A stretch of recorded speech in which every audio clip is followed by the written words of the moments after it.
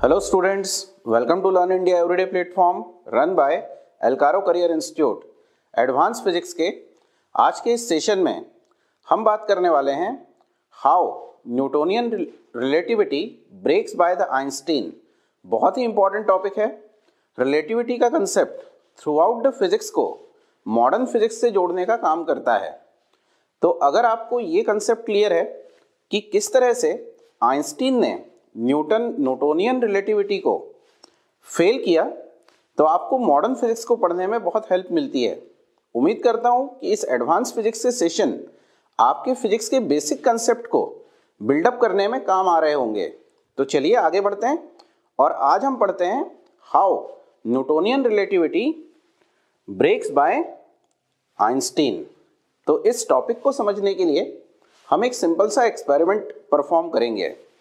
उस एक्सपेरिमेंट को परफॉर्म करने के लिए हम दो ऑब्जर्वर अज्यूम करके चलेंगे, जिसमें से एक ऑब्जर्वर को हम सेल्फ आइंस्टीन को लेके चलेंगे और उसके पॉइंट ऑफ व्यू से हम समझने की कोशिश करेंगे कि उसने न्यूटोनियन रिलेटिविटी को किस तरह से ब्रेक किया। तो यहाँ एक रोड है और उस रोड के ऊपर एक कार है, या आप कह सकते हैं किसी टाइप की एक ट्रॉली है, मूविंग ऑब्जेक्ट है। मैं यहाँ एक कार का एग्जांपल लेके और चल रहा हूँ और इस कार के ऊपर ओपन कार में हमने आइंस्टीन को खड़ा किया हुआ है और साथ में यहाँ एक और ऑब्जर्वर है जिसको हम अज्यूम कर लेते हैं कोई स्टूडेंट। फॉर एग्जांपल हम इसका नाम ले लेते हैं पंकज।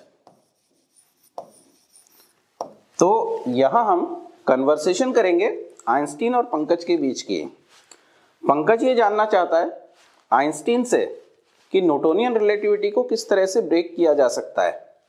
तो आइंस्टीन को यहाँ हमने एक कार में खड़ा किया हुआ है और ये कार हम अज्यूम करके चल रहे हैं, या हम कहें पंकज अज्यूम करके चल रहा है कि v वेलोसिटी से उसकी तरफ मूव कर रही है। अब पंकज आइंस्टीन से ये कहता है कि आप इस कार में बैठ के v वेलोसिटी से मेरी तरफ आ रहे हैं, लेकिन आइंस्टीन ये कहता है नहीं, ऐसा नहीं है, मैं तो इस कार में खड़ा हूं, ये कार रेस्ट में है, लेकिन पंकज और उसके चारों तरफ का जो सराउंडिंग है वो सराउंडिंग मेरी तरफ मूव कर रहा है। तो अब दोनों के बीच में कन्वर्सेशन स्टार्ट होता है। आइंस्टीन कहता है कि मैं रेस्ट में हूं और पंकज ये कहता है कि मैं रेस्ट में हूं। अब पंकज भी सही है, क्योंकि अगर न्यूटोनियन रिलेटिविटी की हम बात करें तो न्यूटोनियन रिलेटिविटी ये कहती है कि कोई भी ऑब्जेक्ट अब्सोल्युटली रेस्ट या मोशन में नहीं होता है, ये रिलेटिव होता है और ये डिपेंड करता है कि जो ऑब्जर्वर उस ऑब्जेक्ट को देख रहा है, ऑब्जर्व कर रहा है, उस रेफरेंस फ्रेम का ऑब्जेक्ट की रेफरेंस फ्रेम के साथ किस तरह का रिलेशन है। तो दोनों ही अपनी जगह ठीक हैं अगर मैं एक थर्ड पर्सन की तरह दोनों को देख रहा हूं, लेकिन अब पंकज ये कह रहा है कि ये कार जिसमें आइंस्टीन बैठा हुआ है v वेलोसिटी से मेरी तरफ आ रही है, लेकिन आइंस्टीन इस चीज से मना करता है। वो कहता है नहीं, मैं इस कार में जहां खड़ा हूं ये कार तो है रेस्ट में और पूरी की पूरी सराउंडिंग और सेल्फ ये पंकज जो ऑब्जर्वर है ये मेरी तरफ मूव करते आ रहे हैं। अब डिस्कशन स्टार्ट होता है, तो दोनों ये डिसाइड करते हैं कि कोई तो ऐसा तरीका होगा जिससे हम ये एग्जैक्टली आइडेंटिफाई कर सके कि कौन मोशन में है और कौन रेस्ट में है। तो एक्सपेरिमेंट को स्टार्ट करते हैं। तो पंकज आइंस्टीन से कहता है कि आप एक काम करें, अपने हाथ के में एक बॉल ले लें और इस बॉल को आप ऊपर की तरफ थ्रो करें।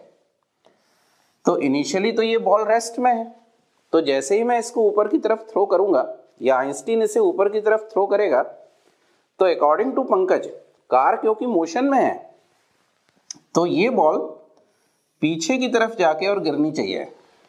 लेकिन जब इस एक्सपेरिमेंट को परफॉर्म किया गया तो ये देखा गया कि बॉल को जब आइंस्टीन ने ऊपर की तरफ थ्रो किया तो ये ऊपर तो गई, लेकिन वापस लौट के आइंस्टीन के ही हाथ में गिर गई।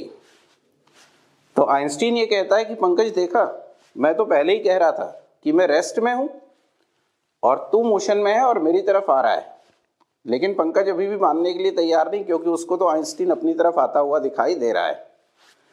तो अब आइंस्टीन पंकज से ये कहता है कि जब मैं इस बॉल को लेके, ध्यान से सुने, जब मैं इस बॉल को लेके ऊपर की तरफ उछालता हूं तो क्योंकि बॉल का मास है और जिस भी बॉडी का मास होता है उस बॉडी का इनर्शिया भी होता है, और जब मैं इस कार में बैठ के और इस बॉल को ऊपर की तरफ उछाल रहा हूं तो कार की वेलोसिटी और इस बॉल की वेलोसिटी सेम है जो हॉरिजॉन्टल डायरेक्शन में v है।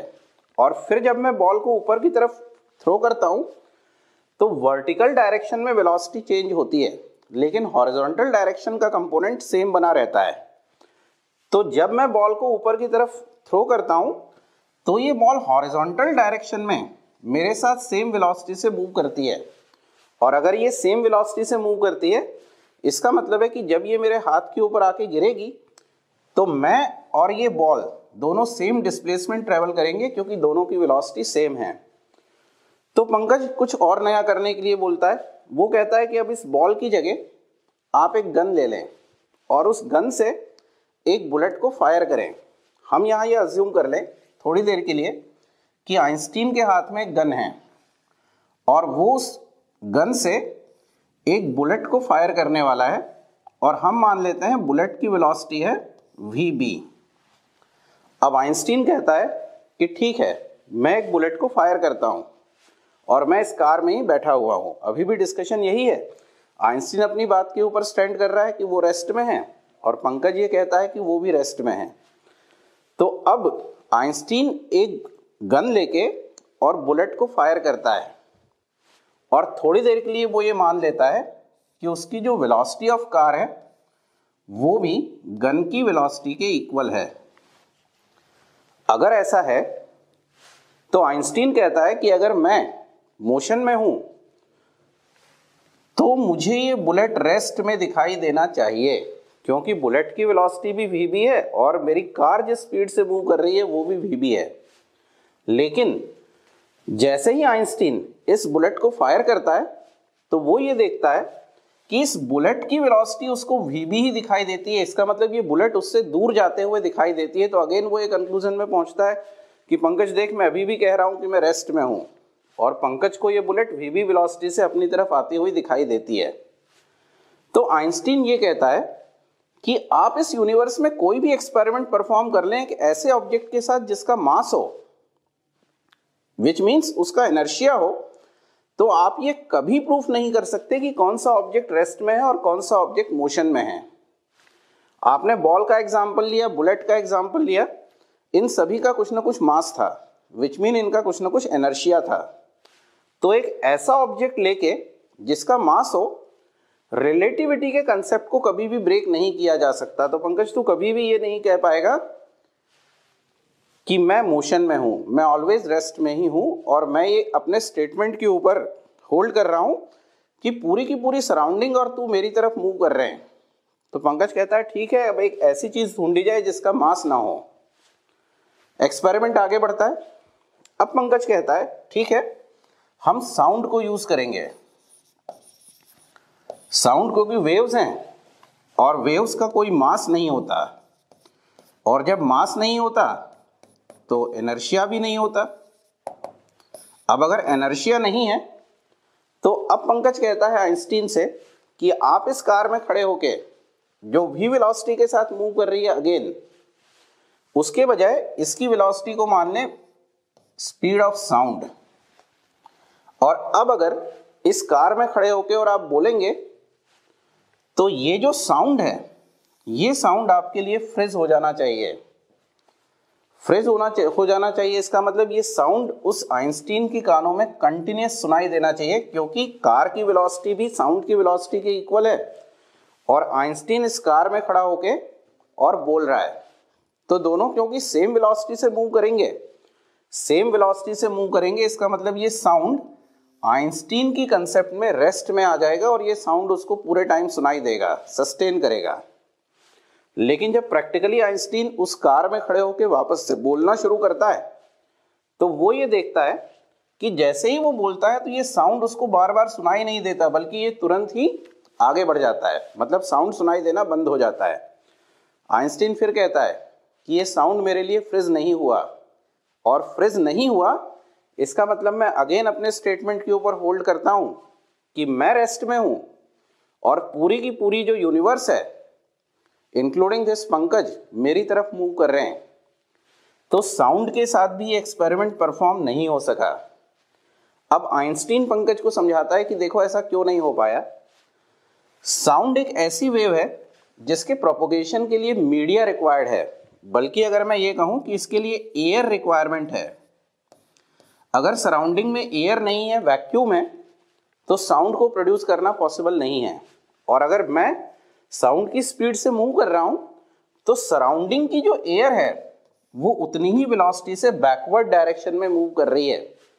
तो मैं अगर इस कार में बैठ के और कोई आवाज निकालूंगा तो ये एयर क्योंकि पीछे की तरफ जा रही है तो साउंड भी इसके साथ पीछे की तरफ आएगा, और साउंड मेरे लिए फ्रीज नहीं हो सकता। तो दूसरी चीज जिससे आप कभी भी न्यूटोनियन रिलेटिविटी को ब्रेक नहीं कर सकते वो ये कि साउंड वेव से या एक ऐसी वेव से जिसके ट्रांसफॉर्मेशन के लिए या ट्रांसमिशन के लिए मीडियम रिक्वायर्ड हो, आप कभी भी न्यूटोनियन रिलेटिविटी को ब्रेक नहीं कर सकते। तो दो चीजें ऐसी निकल के आई जो इस एक्सपेरिमेंट को परफॉर्म नहीं कर पाई। दूसरा कोई ऑब्जेक्ट जिसका इनर्शिया हो, और एक हमने लिया साउंड या ऐसी मैकेनिकल वेव जिसके प्रोपोगेशन के लिए मीडियम रिक्वायर्ड है। अब आइंस्टीन कहता है पंकज हम इसी एक्सपेरिमेंट को अगर लाइट के साथ परफॉर्म करें। ध्यान रखें लाइट भी एक वेव होती है। हमने ऑलरेडी 12th क्लास में पढ़ा हुआ है कि light is an electromagnetic wave, but a different property from the sound is that it requires no media for transmission, which means ना तो इसका कोई मास है और ना ही इसके प्रोपोगेशन के लिए मीडिया की रिक्वायरमेंट है। तो अब आइंस्टीन कहता है पंकज इसी एक्सपेरिमेंट को इसी कार में बैठ के और दोबारा से परफॉर्म करते हैं, लेकिन अब जो मेरी कार है वो स्पीड ऑफ लाइट से मूव हो रही है ये अज्यूम करके और चलेंगे। और अब आइंस्टीन के हाथ में एक टॉर्च दे दिया गया, और टॉर्च देके और उसने जैसे ही टॉर्च को ऑन किया तो उसमें से लाइट बाहर निकली, और जैसे ही लाइट बाहर निकली तो वो लाइट आइंस्टीन के लिए फ्रीज हो गई। और जैसे ही वो फ्रीज हो गई तो हम ये जानते हैं कि स्पीड ऑफ लाइट होती है स्मॉल c के इक्वल जो एक कांस्टेंट है 3 × 10⁸ मीटर पर सेकेंड, 3 × 10⁸ मीटर पर सेकेंड। तो अब आइंस्टीन के लिए स्पीड ऑफ लाइट फ्रीज हो गई। इसका मतलब आइंस्टीन ये मान सकता है कि वो मोशन में है और उसकी स्पीड कितनी है c। लेकिन पंकज जो यहाँ ग्राउंड के ऊपर खड़ा है उसको भी ये लाइट c की स्पीड से अपनी तरफ आते हुए दिखाई दे रही है। तो दो ऐसे ऑब्जर्वर जो अलग अलग रेफरेंस फ्रेम में हैं उन दोनों के लिए स्पीड ऑफ लाइट कांस्टेंट हो गई। और जैसे ही दो अलग अलग रेफरेंस फ्रेम में कोई ऑब्जेक्ट सेम रेस्ट या मोशन में दिखाई दे, इसका मतलब न्यूटोनियन रिलेटिविटी फेल हो गई। तो आइंस्टीन ये कहता है कि कोई भी ऑब्जेक्ट अगर स्पीड ऑफ लाइट पे चले, या हम कहें कि जो स्पीड ऑफ लाइट की वैल्यू है वो एक ऐसा कांस्टेंट है जो न्यूटोनियन रिलेटिविटी को होल्ड नहीं करता, और यहाँ न्यूटोनियन रिलेटिविटी ब्रेक हो जाती है। तो उम्मीद करता हूँ कि आज के इस सेशन में आपको ये समझ में आया होगा कि न्यूटोनियन रिलेटिविटी को आइंस्टीन ने किस तरह से ब्रेक किया। इसी तरह के कुछ और इंटरेस्टिंग कंसेप्ट लेके हम फिर मिलेंगे। तब तक के लिए नमस्कार।